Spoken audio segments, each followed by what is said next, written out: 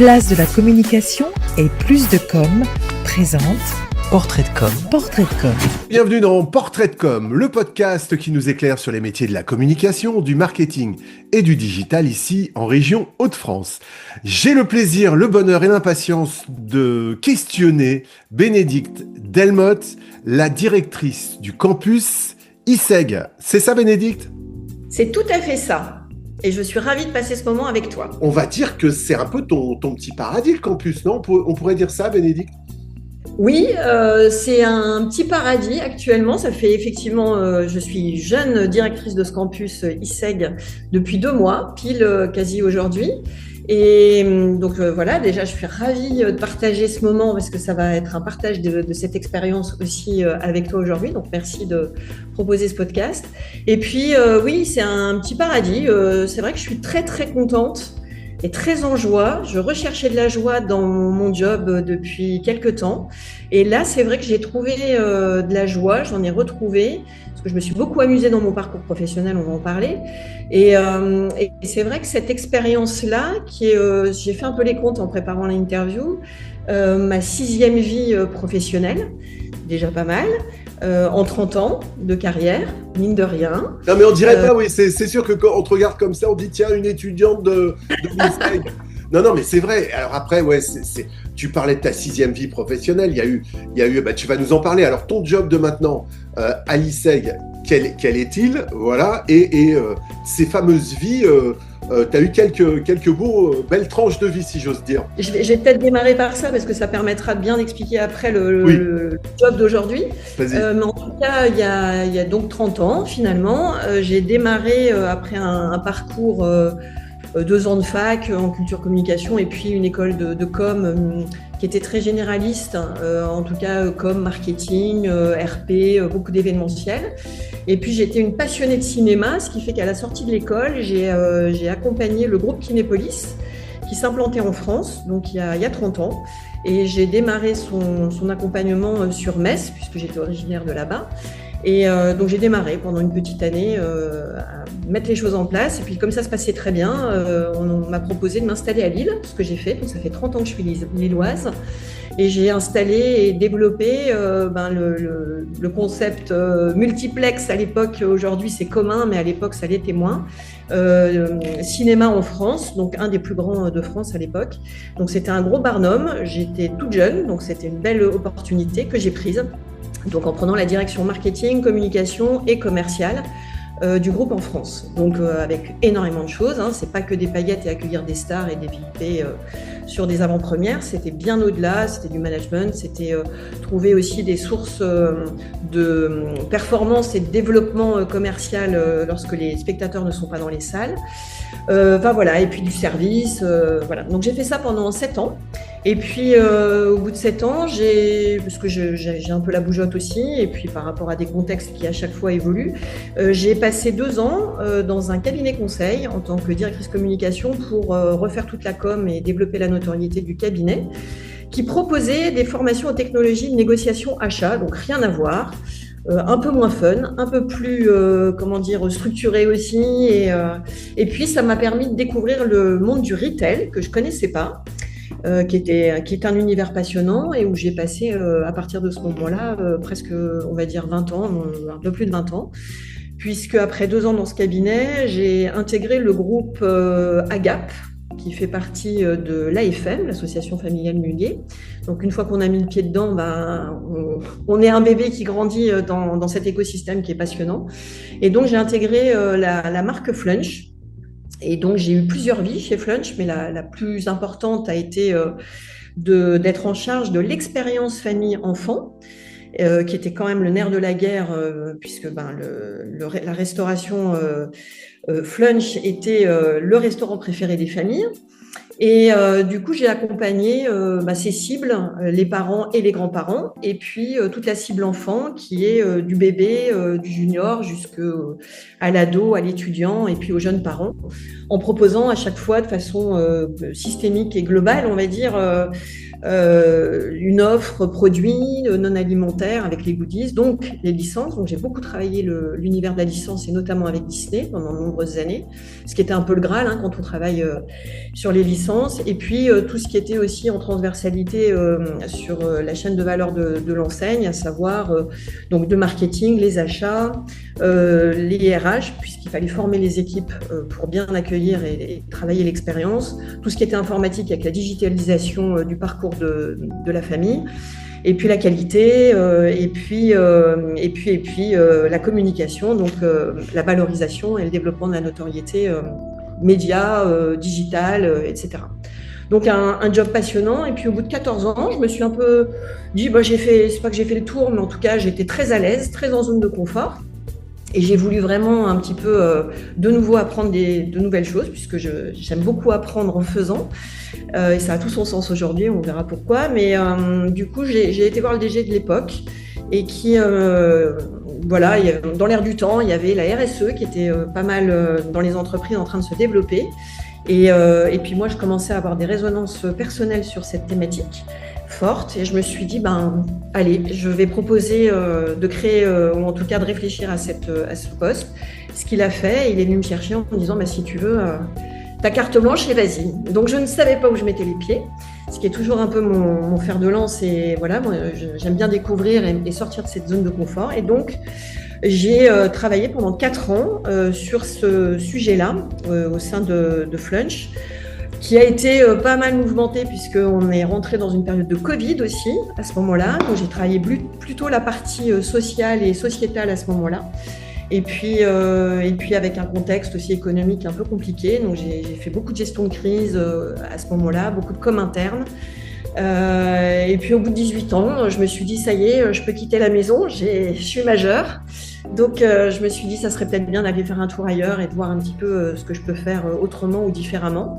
Et donc j'ai intégré Chronodrive, qui est toujours dans la famille. Et là, il crée un poste de leader RSE. Avec des casquettes différentes, et ça m'a intéressée parce que je ne connaissais pas, j'avais envie d'y aller aussi, sur l'inclusion et la diversité et toute la notion de handicap.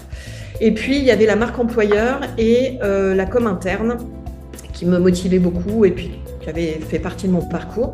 Donc j'ai passé un petit 2 ans pour monter ce pôle, travailler sur ces sujets qui était important puisque à la sortie du Covid, avec des situations et un contexte différent de Flunch, où là les gens étaient restés chez eux, puisque c'était pas un commerce, je sais plus comment on l'appelait, mais vital ou essentiel.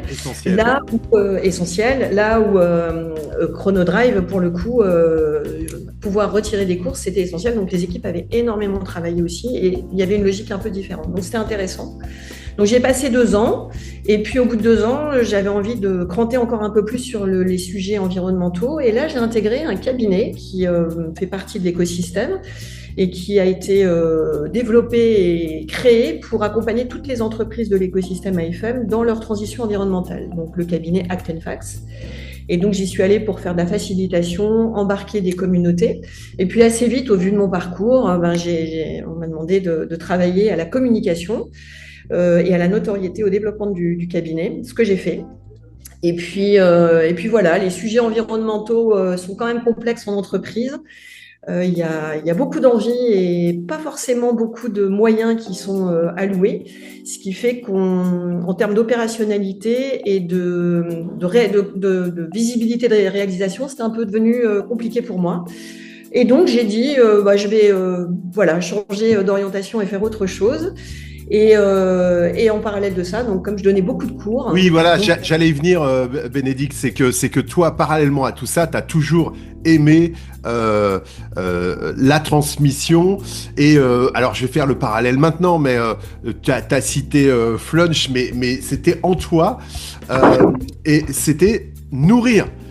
Et alimenter aussi les passions de tous les étudiants que tu accompagnais, parce que tu faisais plusieurs écoles à l'époque en prestataire, enfin en intervenant extérieur, comme on a pu se croiser dans plusieurs écoles dans lesquelles on intervenait. Mais c'est là où j'ai commencé à te repérer et je dis tiens, elle a un sujet qui te porte. t'es quand même animé, t'es habité, Bénédicte, toujours. Il paraît. Alors après, incarner ces sujets, c'est surtout quand on fait de manière générale, mais surtout quand on fait aussi des sujets tels que l'environnement, il faut plutôt incarner. Et c'est vrai que j'ai accompagné pas mal d'étudiants sur différentes générations et depuis une dizaine d'années, donc j'ai vu aussi l'évolution des pédagogies qu'on pouvait faire et puis l'évolution des générations. Et donc, j'ai donné pas mal de cours sur les piliers qui m'ont construit, donc du marketing stratégique, de la communication, qu'elle soit interne, marque employeur, les basiques de la com, et puis tout ce qui était événementiel, parce que j'ai fait beaucoup d'événementiel aussi dans mon parcours, et puis aussi la RSE et comment on embarque dans toute la chaîne de valeur d'une entreprise, dans tous les métiers, les sujets environnementaux, et comment on est aussi un communicant responsable. Donc j'ai fait ça pas mal et puis l'année dernière, dans cette période un petit peu de réflexion et de transition sur mon métier, j'ai plutôt activé les cours, le coaching, les jurys, travailler et accompagner des étudiants sur des hackathons. On vient dernièrement de participer à un hackathon avec les Levens ensemble. J'ai donné des cours à l'ISEG. Et puis, ma prédécessrice, je sais pas, oui, enfin, celle qui était avant toi, juste avant moi. Une opportunité se présente, on va dire. L'opportunité se présente et me dit, écoute, je vais partir, mais je trouve que tu pourrais peut-être, voire même tout à fait correspondre à ce poste qui t'irait bien, parce qu'effectivement, transmettre, moi, c'était un des éléments que j'avais vraiment identifié depuis de nombreuses années, et c'est ce qu'on appelle aussi en RH mon flow. J'éprouve beaucoup de plaisir déjà à donner des cours, à être en contact avec les étudiants et puis transmettre un petit peu cette expérience que j'ai pu avoir au fil des années et notamment au sein des entreprises qui sont en pleine mutation, en pleine transformation et de leur dire comment moi j'ai vécu et comment j'ai abordé ces sujets, leur partager quelquefois des pièges et en tout cas les éveiller à ces métiers passionnants et différents que sont le marketing, la com, etc. Et donc, aujourd'hui, concrètement, ça consiste en quoi être directrice de campus ? Et et donc depuis janvier, je pense que c'est la question qui m'a été le plus posée depuis 2 mois. Mais c'est quoi la vie d'une directrice de campus ? C'est hyper varié et très intéressant, passionnant. Franchement, je me régale tous les jours. Il n'y a pas une journée qui se ressemble. Donc ça, déjà, c'est super bien parce que j'aime pas trop la routine. C'est multitâche et ça, j'aime beaucoup parce que j'aime pas être fixée sur un seul sujet. Mon parcours le montre un petit peu. J'ai toujours eu plusieurs casquettes. Et donc, qu'est-ce que c'est ? En fait, c'est déjà être très en proximité avec les étudiants qui sont sur le campus. De toutes les années, puisqu'on est en initiale et puis en pro également, donc programme grandes écoles sur 5 ans. Donc, on a des premières années jusqu'à des 5e années, jusqu'à des MBA. Donc, avec des expériences et des niveaux de compétences à apporter différents. Donc, être proche d'eux, être très à l'écoute sur leurs problématiques, des difficultés, être aussi à l'affût des signaux faibles, parce qu'on a aussi des étudiants quand même aujourd'hui qui sont dans des difficultés, qu'elles soient aussi financières, parce qu'on ne va pas se mentir, c'est quand même difficile aujourd'hui.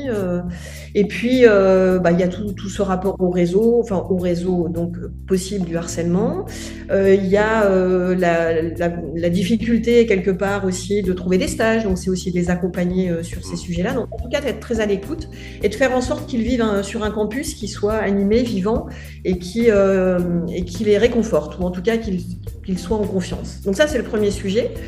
Donc ça déjà, ça demande du temps. Ça veut dire avoir sa porte ouverte constamment, ce qui est pas le cas aujourd'hui parce que tu t'es isolé pour l'entretien. Et puis alors, je vais quand même te chambrer avec la photocopieuse qui est juste derrière. Ton métier, c'est pas que faire des photocopies. Ça, c'est la version vidéo. Oui, tout à fait. Non, moi, mon métier, c'est vraiment d'être avec eux. Et puis, c'est aussi d'aller recruter. Ça, c'est le deuxième volet du métier, c'est d'aller recruter des étudiants régulièrement et puis toute l'année. Donc, on est beaucoup sur des salons, sur des forums. Ouais. Là, on a un salon samedi prochain, le 7 mars, à la Cité des Entreprises. Et puis, d'ouvrir nos portes pour faire découvrir le campus, parce que quand on va vivre 5 ans sur un site, c'est quand même bien de le découvrir et de savoir avec qui on va travailler, découvrir l'équipe. Donc, ça, on a des portes ouvertes régulièrement. On en a une le 14. Et puis, c'est ce qu'on pourrait appeler fidéliser, recruter en marketing. marketing. Ok. C'est un peu ça. Et puis ensuite, ça va être aussi d'être dans le rayonnement de l'école et du campus. Et Oui, donc, l'ISEG, on va quand même rappeler très brièvement avant de rentrer dans le détail de ton job aujourd'hui et qui pourrait être justement pris en exemple par des étudiants. ISEG, ça fait partie d'un groupe, Bénédicte. Tu nous présentes très brièvement ce que le temps file. C'est le groupe Ionis, c'est le premier groupe indépendant de l'enseignement supérieur. Il y a 35 000 étudiants aujourd'hui dans le groupe. C'est une centaine de campus, c'est une centaine d'alumni, donc c'est un groupe majeur sur l'enseignement supérieur. L'ISEG, c'est la première école du groupe qui a été créée par Xelam en 1980, donc c'est aussi une enseigne assez historique et on a beaucoup d'alumni dans le Nord. Si on prend par exemple le big boss de Place de la Com actuellement, Étienne, Étienne Demouy, c'est un ancien ISEG par exemple. Et puis c'est une école aussi qui évolue beaucoup avec, heureusement d'ailleurs avec son temps et avec les évolutions métiers et qui propose donc d'être l'école des futurs mondes du business. De l'influence du marketing, de la com et du digital. Et pour le coup, c'est ça aussi qui m'a beaucoup interpellée quand j'ai pris le poste, c'est qu'on est sur du business. Et moi, ce qui m'intéresse, c'est de former au business. Même si le commerce, parce qu'on n'est pas une école de commerce non plus, mais on est vraiment dans le business et dans les préoccupations des entreprises qui aujourd'hui sont en transversalité, sur des chaînes de valeur avec des problématiques à différents niveaux. Et on forme nos étudiants justement à pouvoir appréhender de façon 360 différents métiers pour être connectés justement à des problématiques globales et pas juste je suis en com ou je suis en événementiel et je suis dans mon silo et je fonctionne sur mon sujet. Tu dirais, Bénédicte, que de plus en plus on est transverse, on devient de plus en plus 360 dans la com. Sans business, il peut rien y avoir de toute façon. En revanche, ce qui fait ta spécificité, c'est ta sensibilité RSE il y a quelques années, parce que tu as été très vite converti en fait te concernant. Et que maintenant, c'est un peu plus dans l'air du temps. Et heureusement, tu vas me dire. Et on n'a pas fini. Et on n'a pas fini, mais pas suffisamment, puisque aujourd'hui, on parle beaucoup de greenwashing, de backlash. Enfin, il y a pas mal de rétropédalage dans les entreprises. Pour autant, je pense qu'aujourd'hui, tout le monde a bien compris que si on ne fait pas ce virage-là, ceux qui ne l'ont pas pris, de toute façon, ils ne sont plus vraiment là pour en parler. Donc ça, c'est déjà un vrai sujet. Et justement, ça fait partie de la transformation des entreprises aussi. Donc c'est effectivement, moi, cet œil-là que j'apporte à l'école, c'est de pouvoir avoir cette vision très 360, parce que j'ai travaillé aux achats aussi. Quand j'ai abordé les sujets RSE, je les ai pris par l'achat. Donc sur les filières, sur le non-alimentaire, sur l'alimentaire, les achats indirects. Donc ça, c'est vraiment, c'était pas le sous-marin, mais en tout cas, c'est un peu la colonne vertébrale d'une entreprise. Et c'est ce que moi, je trouve important de communiquer et de partager aux étudiants aujourd'hui. C'est quand je prends un sujet, j'ai forcément cette notion-là derrière. Si on fait de l'événementiel aujourd'hui, c'est pareil. Ça va être de traiter son sujet en ayant conscience de la pollution que ça peut générer. Et d'être conscient de trouver le bon lieu, de travailler sur de la proximité par rapport à des transports en commun, etc. Mais aussi, notamment sur tout ce qui est sujet influence et digital, la pollution numérique, elle est importante. Donc, c'est aussi de voir de quelle manière on peut sensibiliser. Et on ne parle pas de l'IA, si on va en parler peut-être, mais en tout cas, c'est aussi des sujets qu'on aborde avec eux parce que, encore une fois, d'un point de vue business, pour reprendre un petit peu ce que tu posais comme question, je pense qu'aujourd'hui, il faut être un peu multi-compétences, même s'il y a des expertises très précises à avoir, mais de pouvoir avoir une connaissance globale du monde de l'entreprise, c'est, je dirais, moi, essentiel. Alors, tu parlais de techno, Bénédicte, le rapport à l'IA et puis les fondamentaux pour toi dans ton business. Ouais, le rapport à l'IA aujourd'hui, alors on va pas se mentir, moi je l'utilise pas tous les jours mais presque, parce que ça permet, c'est un outil de facilitation, parce que le métier de directrice de campus il est très dense, il est intense, donc il y a beaucoup de choses. Et pour le coup, pour être agile et répondre à toutes les demandes qui sont faites, ou tous les sujets sur lesquels je dois être, c'est vrai que moi j'utilise pas mal l'IA pour me faciliter la vie. Alors, Comment ? Comment? sur des comptes rendus de réunion, par exemple. Ouais. Et puis sur de l'optimisation, je dirais que j'augmente ma créativité. Par exemple sur des projets en me disant bah voilà moi c'est-à-dire que je vais pas chercher trouve-moi la réponse, c'est que j'ai mon sujet, je le travaille, je le développe avec mes convictions et mon background et je le pose pour voilà l'amplifier, le rendre encore un peu plus puissant quelquefois. Et l'avantage à mon avis, et c'est ça aussi qu'on travaille avec nos étudiants, c'est de j'ai le regard, j'ai 30 ans derrière moi, de me dire bon, bah, ce qui est proposé par l'IA aujourd'hui, non mais là c'est du fake, ou c'est pas possible, ou alors mais c'est complètement à côté de la plaque. Donc j'ai ce regard-là et j'ai cette approche-là, et c'est ce qu'il faut qu'on arrive sur les générations qui arrivent. C'est l'enjeu, c'est leur donner le libre arbitre et la distance pour pas qu'ils fassent un copier-coller direct de ce que va dire. Enfin, c'est ça que tu es en train de nous dire, Bénédicte. Autant pour les comptes rendus de réunion, bah ça c'est assez. Il n'y a pas d'enjeu, il n'y a pas trop de risques là-dessus, mais sur ce que tu dis, et c'est fondamental, l'éducation, allez, je vais dire ce mot-là, à la citoyenneté numérique et au libre arbitre, c'est fondamental pour toi, j'ai l'impression. Ah oui, oui, parce que si on ne leur inculque pas d'avoir un petit peu cette prise de recul et cette réflexion, ça sera quoi leur valeur ajoutée demain? Donc la valeur ajoutée, elle est d'abord. Moi, je dis toujours l'IA, c'est un petit peu la pub de Winamax. Hein, c'est pas les cartes que vous avez. Enfin, c'est pas l'importance des cartes, c'est ce que vous en faites. Donc l'IA, c'est un peu pareil. C'est qu'est-ce qu'on en fait et comment on l'utilise à bon escient, avec des bons prompts, etc. Parce que tout le monde pourrait ou sait utiliser l'IA. Je dis pourrait ou sait parce que tout le monde n'est pas quand même à l'utiliser. Ça dépend des générations. Mais globalement, c'est pas très compliqué en soi.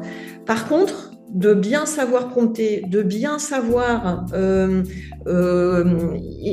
faire des itérations avec l'IA, avec son IA ou son assistant IA, ça c'est important. Et c'est ça qu'il faut qu'on arrive à apporter aux étudiants. Et aujourd'hui, ça serait mentir de dire il faut leur donner des choses ou des cas pratiques à travailler, parce qu'on travaille beaucoup avec ça. Il n'y en a pas un qui ne travaille pas avec l'IA. Donc c'est aujourd'hui vraiment d'intégrer une pédagogie sur le sujet pour les rendre plus forts et différents, et leur apporter cette singularité, enfin, qu'ils puissent faire émerger leur singularité pour faire la différence après dans des entretiens. Comment tu t'y prends? On va arriver au bout de le temps file à une vitesse, Bénédicte, et j'ai pas envie de te couper parce que ce que tu racontes est hyper intéressant et fondamental. Comment tu t'y prends? Ce serait quoi les qualités, on va dire, pour être le plus, alors pas efficient, mais le mieux possible? À quel niveau sur dans ton métier, toi? Alors, oui. Oui, alors moi je dis, il y a franchement depuis 2 mois, je trouve qu'il y a l'écoute, ça c'est évident, une écoute assez active, vraiment être dans l'écoute et pas juste entendre, enfin voilà, c'est vraiment écouter. Ensuite, ça va être je pense qu'il faut être agile quand même parce qu'il y a une élasticité intellectuelle à avoir, on passe d'un sujet à un autre. Forcément, on est souvent interrompu, mais dans le bon sens du terme, c'est-à-dire qu'il y a beaucoup de questions, il y a des étudiants qui passent, des intervenants. J'ai mon équipe, parce que j'ai une équipe de 10 personnes quand même, je ne suis pas toute seule, j'ai une équipe de 10 personnes pour encadrer la pédagogie, le développement, l'admission, les relations entreprises, faire en sorte que le bâtiment soit accueillant. Donc, il y a toujours des arrêts dans ce qu'on fait, donc il faut être assez agile. Et puis, il faut être créatif et proactif, voilà. Et toujours avoir dans sa poche, alors ça, pour le coup, j'ai toujours fait ça depuis 30 ans, avoir sa carte système D et plan B en permanence avec soi, parce qu'il faut être apporteur de réponses et de solutions très rapidement, et donc avoir les bonnes connexions au bon moment qui se font. Donc, être très à l'affût aussi, être curieux sur les besoins des entreprises, les besoins des étudiants, le mouvement du monde, parce que les nouveaux métiers arrivent, sont déjà là et arrivent. Comment est-ce qu'en termes d'enseignement, on va proposer aux étudiants des choses qui soient adaptées quand ils vont sortir de l'école. Voilà, c'est un peu tout ça, donc il faut être assez agile. Mais il n'y a pas de métier, hein, j'ai l'impression, pour être directeur de campus, si ce n'est qu'à mon avis, un peu de compétences et d'expérience fait que, au fil du temps, ça vient nourrir le sujet. Et tout ça est venu avec l'action Et on va finir, on n'a pas répété sur ton mantra. C'est quoi ton mantra, Bénédicte? Ah, moi, mon mantra, alors L'action. moi, je dirais que c'est presque celui de l'école, enfin, qui est la promesse, qui est learning by doing, et qui est vraiment aussi un de mes moteurs. Mon moteur, c'est l'action, mais c'est apprendre en faisant. Et il y a plein de choses que j'ai jamais apprises et que je sais faire aujourd'hui. Et plus je ne sais pas faire, mieux je me régale et j'apprends. Et du coup, je m'ennuie jamais. Et surtout, je m'amuse beaucoup. Donc, c'est le conseil que je donnerais à tous les étudiants. Excellent. C'est trouver du plaisir dans ce qu'ils font. Et puis d'être curieux. Parce que si on est curieux, on s'intéresse et aux autres et au monde qui nous entoure. Super, merci Bénédicte. Je croyais que tu allais me citer l'action et le moteur de tout, puisque le simple fait de faire les choses les rend possibles. Signé Claude Lelouch, qui est effectivement une de mes phrases, parce que je suis une passionnée de cinéma, tous ceux qui me connaissent le savent. Et en plus, j'adore Claude Lelouch. Et c'est vrai que l'action, c'est mon moteur. Et effectivement, c'est ça. Bon, en tout cas, je vais te le dire autrement, toi, la passionnée de cinéma. On se réalise en réalisant. Voilà, ça va encore plus vite. C'est plus Écoute, simple. c'est pas mal. Nous sommes les acteurs de nos vies. Ça te va? Ça va très bien. Merci Bénédicte Delmotte, la directrice du campus ISEG. Merci à vous de nous avoir suivis. On se retrouve très bientôt pour un prochain Portrait de Com, le podcast qui nous éclaire sur les métiers de la communication, du marketing et du digital, ici en région Hauts-de-France. Portrait de Com. Avec Place de la Communication et Plus de Com.